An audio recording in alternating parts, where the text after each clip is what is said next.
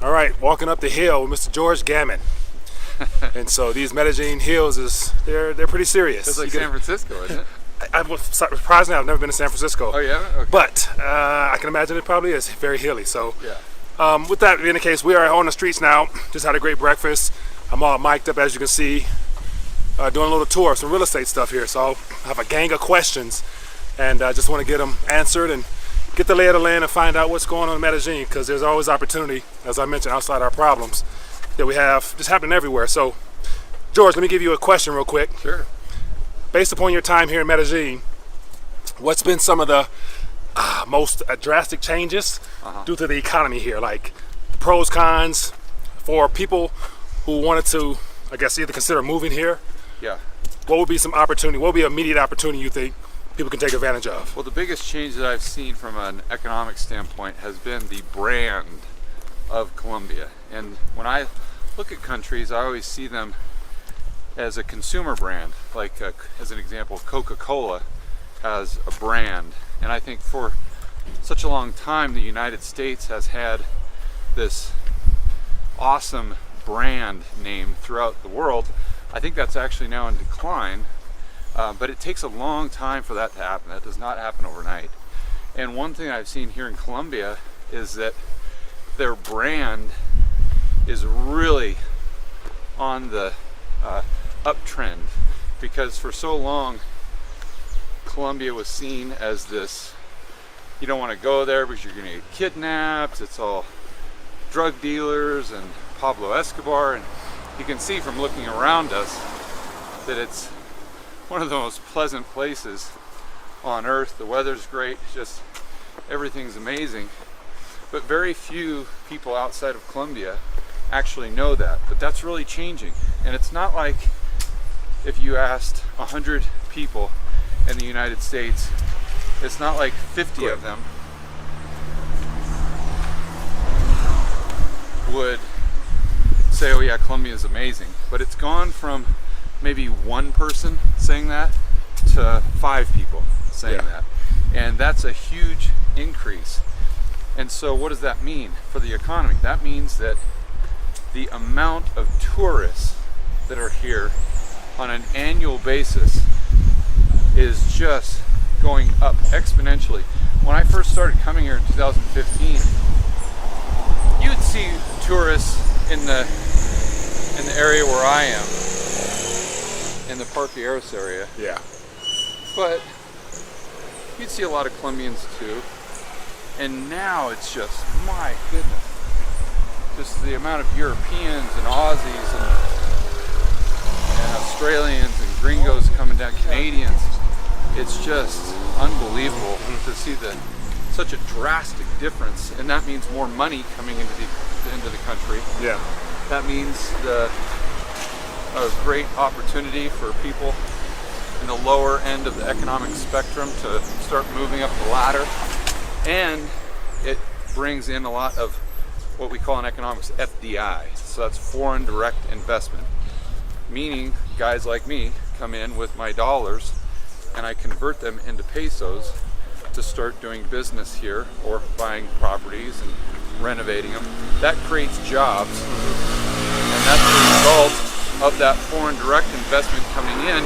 But it all goes back to the brand of Colombia becoming better and better and better. And so that's probably the biggest economic change I've seen. All right, sounds good. Appreciate you for sharing that. Sure. And so, as always, I'm going to be plugging along and asking questions as we go along and providing a little bit of different insight to what's happening in Colombia from all types of perspectives. So, all right, getting out the elevator. Excited. So right now, as you guys can see, I'm at one of the properties here. Excited to get a chance to tour it a little bit and see what's going on in here. So let's excited to tour the property a little bit and go in here and see how George Gammon has turned 501 into a place to live in. So let's see what we got here. Wow. It's not bad at all. Got the elevated ceilings, nice viewpoint, the view. That's gonna be kind of blurry so you guys won't be able to see it, but this is a very nice place. Got Mr. George Gammon over my shoulder over there. Got some of his guys putting in some work. So the scenery, once again, unimaginable. It's beautiful, man. Like just all the green. And then over here, if you guys can see, on that side over there, or over there, as you guys can see, we got a little bit of Medellin, the city area. So we're up in the hills a little bit, so it took a minute to get here. I definitely was sweating some, but I want to give you a little quick little rundown of what's going on here, and then keep it moving. There's a couple more places I want to take a look at. So. David did a back cut 45 on that too, Tom. Did you see that? You know, I always try to do that on the I guarantee you what. Going to the back room area. One of the bedrooms here. Nice, spacious, slanted ceilings. All still under construction. Bathroom coming along good. Got the master bedroom. For me, so. Built-in closet. Got the hers on this side. The his on that side. Bathroom here. This place is pretty nice. Here's the back view. Get a chance to see more of Medellin outside the back bedroom window. I'm just still amazed by all this greenery. And then that view there. So more stuff to come. All right, so back at it. So, and Mr. George Gammon's one of his properties here. And you guys saw a little bit of B-roll as far as the footage or whatever. But it's coming along quite well. I remember seeing this on your YouTube channel a while back, before. So I'm starting to see a little bit of the after, and it's coming together quite well. So for those that might have an interest or want to find out more, what are your thoughts, like, based upon what it is now, all you put into it, what do you see it when it's all finalized, rather, and how much longer before you think they're done and things of that nature? So I bought this project about 5 months ago. We started renovating it about 3 months ago, but we had quite a delay during the Christmas holiday because the workers said the HOA doesn't allow you to do work and whatnot. So we've got about another, I mean, my general contractor says we've got about another 3 weeks. Yeah. I would like that a lot if we had I'm guessing about another 5 weeks to be safe. I bought this for around 130,000 US. I'm putting about 50,000 in it US. And when we get done, we expect it to appraise for probably 250 US total. So I'll be all in. My cost basis is 180,000, and then we'll sell it for about 250,000. That's kind of the goal. Nice. Okay, well, so I appreciate you sharing that. So let's keep moving. Keep it going. All right, yeah, we got another project to look at. Yeah, exactly. Looking forward to it. All right, we made it to apartment number 2. And once again, it's only getting better. And so I've learned a lot about real estate, man. That's one thing that I mentioned about opportunities. And just for me, education. Education opens the doors up to anything, because the more you know, the more you can look to strategize and implement around the information you receive. So definitely enjoying finding more out about real estate, especially real estate outside the country in Medellin. So once again, apartment is great. I'm loving it, and it's always highlighted by the viewpoint behind me, which you guys really can't see. But the view here, we're on the 9th floor with this one, so this is a platinum apartment, George said. So walking in the apartment here is apartment number 901, the Platinum Estate. Mr. George Gammon back at it again, round 2. I'm enjoying it, man. I'm enjoying it. Cool. This is nice, open, spacious. Oh my goodness. Complete rehab. Tearing out walls and making skylights and all types of things here. Nice open floor plan. Can't beat that. Take a look at the bedrooms real quick. Yeah. Take a look at these bedrooms. Got the master bedroom here, and then we got here more of an office style bathroom. Then I want to really show you. You walk outside your office. You got Medellin all around. A lot of greenery, all types of wildlife. Surprisingly, I've seen all types of wildlife in this area thus far. Keep it moving. The master of the master bed suites. Refabbing the jacuzzi there. We got this whole little shebang here. Skylight tearing out everything. Good stuff here.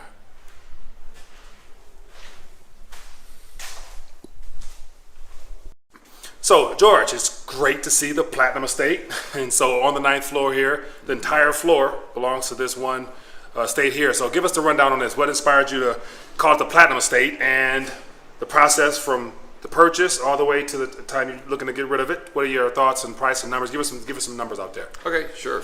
So the name originated from one of the last projects that we did. We called it the Gold Apartment because the three of us, my general contractor and his wife, my designer, we picked out this giant gold colored faucet. So right when you walk in, you see the kitchen and it's just boom right there. So we always called it the Gold Apartment. Yeah. So a few months later, I bought this. I'm like, well, what should we call this one? Because I have no clue what the street names are. I don't know the address or anything. Yeah. And so I'm like, I guess Platinum. That's just the next metal that I could think of. So you're going to get the Platinum sink as well to set it off, or no? I don't think I'll do that. I think that's out of budget. But yeah, I don't really think too hard about the names. This is kind of whatever pops in my mind. Yeah. That's what we go with. But that's how we got the name. This one I was really excited about because, like I was saying with the footage that we were doing for Thomas, in real estate you make money on the buy side. And with this one, I found an extremely motivated seller, just like you would in the United States. So when you're in the U.S. and you're driving by like a billboard that's like "We buy ugly houses," or you always see those bandit signs like on the corner that "We buy houses for cash" or whatever. A lot of those in Detroit. yeah, I can imagine. That's what those people are trying to do. They're trying to find motivated sellers. So this was just, I think actually Joaquin found this apartment just randomly by talking to the portero, the security guard. And he said, there's a house or an apartment's for sale up there. So we contacted the agent. This person actually had one. A lot of times people just sell them themselves. But we walked through the agent, and here's a good negotiating tactic that I always use, that if you guys are in real estate, or regardless whether you're buying a car or what you're buying, you want to do this. So when we were talking to the real estate agent, I said, okay, well, how long has it been on the market, number one, and then why are they selling? And most of the sellers back in the States are sophisticated enough to kind of maybe not answer that question because they get some incriminating evidence there. But here they're just like, oh wow, it's been on the market for 6 months and they are desperate to sell. Oh my gosh, you should see, they have got bills and they've got debt up to their eyeballs and they need to sell this fast. They come out quick. They come out and give it all to you. Yeah, they're telling me that. I'm like, wow, okay.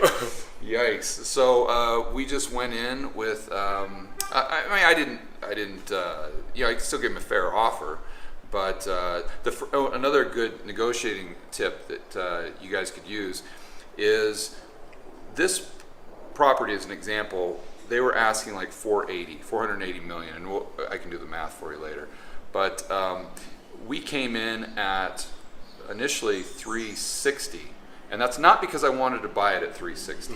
Even when people are buying a home for their own residence, if the home's listed at 500,000, they'll feel like, oh my gosh, should I even go in at like 498, or am I offending them? So you want to get that out of your mind.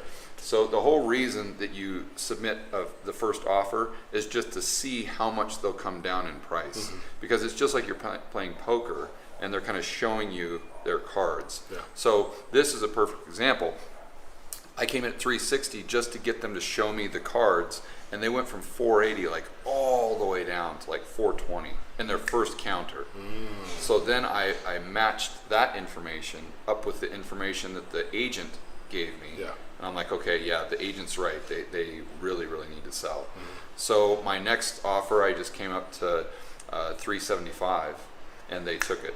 So the moral of the story, or kind of going back to that strategy of just shooting out that lowball number just to see how far they come down. If they would have gone from 480 down to like 470, then I would have known to actually get the apartment, if I really wanted it, I'd have to go from 360 like all the way up to probably 425 to try to meet somewhere in the middle.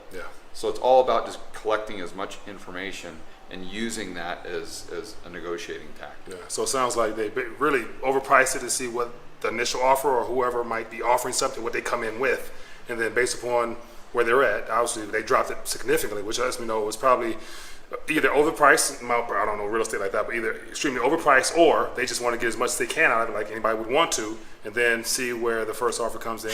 Or they're a motivated seller. Or extremely motivated because they dropped that. They just need the money, and they need it fast. Yeah. And so you say, well, I don't feel as that's taking advantage of the situation, because it's a win-win for both parties. Yeah. They need the liquidity. Right. I have the liquidity, and no one else has the liquidity or is willing to pay at that price, or they would have sold it 6 months ago. It wouldn't still be on the market. Right.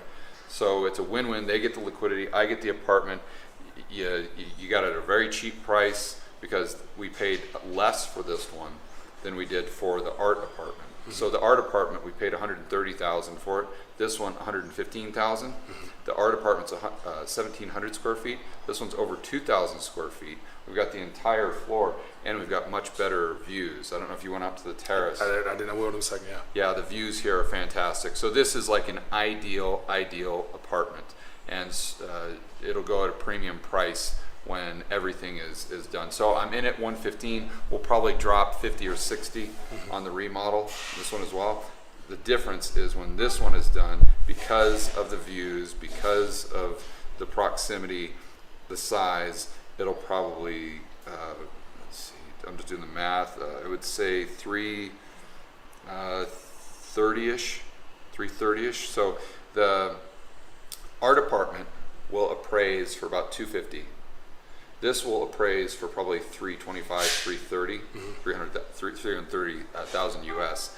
But my cost basis will be about $15,000 less on this one. So the margins on this one are just obscene. Yeah.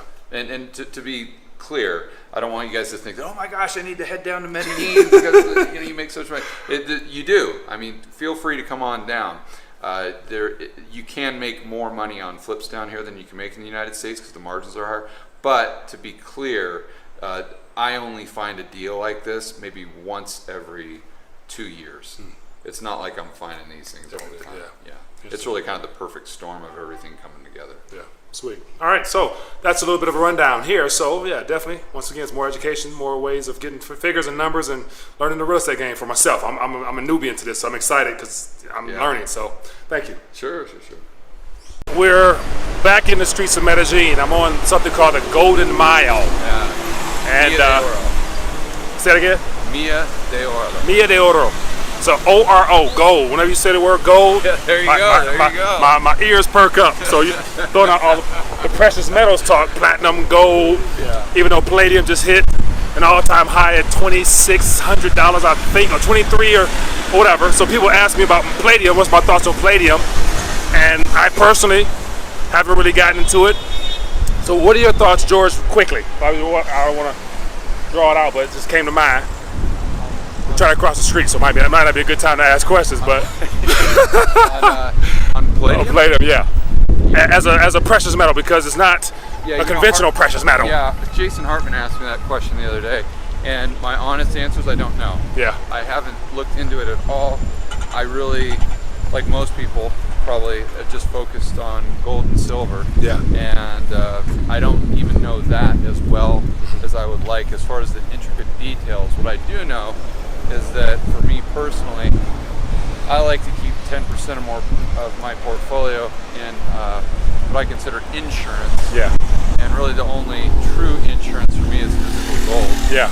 But that's I haven't gotten down into the nitty gritty, which actually will change, I think. I've been thinking about traveling to some other countries, like for gold storage, to interview those types of companies for my channel and kind of get more into the weeds.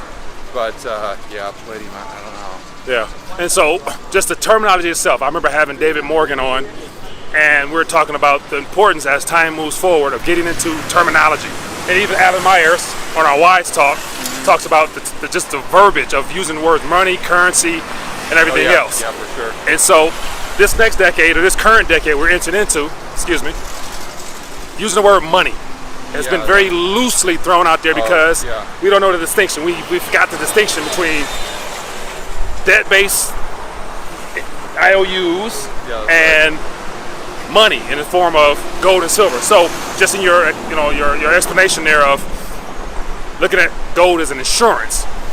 But if we were to go back 100 years, when gold was quote unquote money in our great grandparents or whatever, it's interesting how over the last couple of generations, because of the dumbing down of our education system and lack of awareness on the issues we're now facing with monetary policy, do you foresee the words gold and money becoming a primary word where people start changing their vocabulary when they talk about currency and money?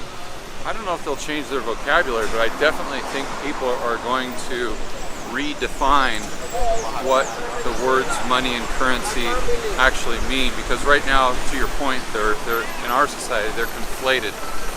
Yeah. And people see currency as money, and to take it a step further, people see currency and currency and money as purchasing power. Yeah. And this may shock some people, but I actually I don't. Stop it. Thanks, sir. Yeah, I don't really look at it that way. I more like to focus on purchasing power, not necessarily being a result of having money. Yeah. But your purchasing power is a result of your productivity. And gold is just a way, or any money, because it has to be a store of value, technically. Any type of money or store of value is just a way to store your excess productivity. But it doesn't start with money. It doesn't start with currency. It doesn't even start with gold. It starts with your productivity. I like that. I like that way to put that down. Purchasing power. So ultimately, like the Colombian peso, as I mentioned on the vlog yesterday, when I got here, out of concern with just not want to flash money in my hand, I didn't bother to read the fine print of. I just saw, I think it was a 20 or 50, and so I didn't read the meal part. And so I'm looking like, okay, I took out 200,000, but they gave me. So I'm like, well, what's going on here? So I didn't question it. I'm like, okay, I'll figure it out later. But just the difference in currencies and purchasing power and whatnot. So I'm interested in diving further into talking currency as far as the peso and purchasing power, because clearly the exchange of dollars to pesos go a lot further here, hands down, like anywhere else around the world. So I think that's one of the advantages of being able to take advantage of rethinking the dollar by putting them to use for things that you enjoy right now. Yeah, because one of my rules of investing is buy things when they're cheap and sell them when they're expensive. And right now the dollar, relatively speaking, compared to some other currencies, is expensive. It's not at, I wouldn't call it a bubble like it was back in the 80s, but that's where it got to its all-time high before they did the Plaza Accord. But it's definitely expensive, and there are a lot of assets that are denominated in other currencies that are cheap. Good deal. All right, so right there, about to go to another apartment and down back. So, all right, we're at apartment number 3, and so excited, man. This is it's getting better. It's getting better. So interesting day, beautiful day. About to look at an actual finished product. And so this apartment is done, and I think as of Saturday, someone's moving in officially. So give you guys a chance to see what's going on in this one. Oh, look, Mr. George Gammon. Here we are. The gold. That's it right there. Oh man, this is nice. This is nice. This is nice. So this is what it looks like to finish a project from start to finish. Yep. Complete refab and everything included. Someone's moving in 48 hours, give or take. Yeah, we've had a renter in here, and they moved out a couple weeks ago. So now we got a brand new renter coming in on Saturday. They think are going to be here for at least 3 months. And then we go from there. This thing rents very, very quickly due to the location. Yeah. And you get a really good price as well. Partly because of the location, partly because we really put a lot of time and attention into the remodel itself. So it's got a lot of that wow factor, which people are willing to pay for. Yeah, wow indeed. So all the gold accented, little handcrafted lighting. And the zebra wood, actually, this is very unique, and you'll never find this in Colombia. You'll rarely find it in the States, but we actually had to import sheets of this zebra wood and have it fabricated onto a piece of plywood, then sanded down and glued together, and then